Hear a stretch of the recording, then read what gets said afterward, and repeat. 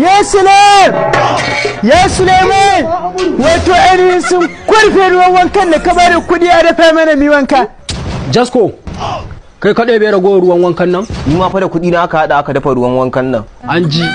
Kai Ali, kai kaɗai bai wa mutane ragowar ruwan wanka? Kai, yaushe rabon da ya gane wanka a gidan nan, ko so kake tsimi na ya kare? An gaya ma mu muna wanka ne? To ka lafa min.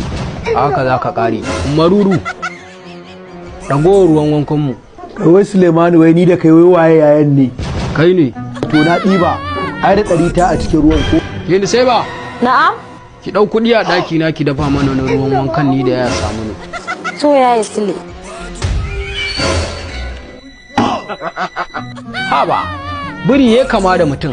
Saboda tsabar son zuciya kowa ya bada ɗarinsa an haɗa an dafa ruwan zafi ba ka bada ko sisi ba ka kwarfe ruwan zafin mutum bi ka shiga ban daki ka yi wanka da shi. Kai Sulemani ni kake kallo akan wannan tsinan na ruwan zafin naku da na ɗan kelaya kake gaya min magana ni ba kanin uwarka ba ne. Wato ainihin wannan shine tsantsan son zuciya. Banda zuciyar nayar karan Ali ya ɗauka.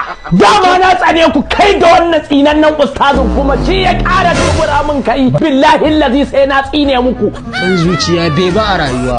To Sulemani da shiga ɗakin nan da kai ka neman kunkuni dawowa za ka yi ka take ni. To da kai da mai ziga kai billahi lazi la ilaha illa huwa.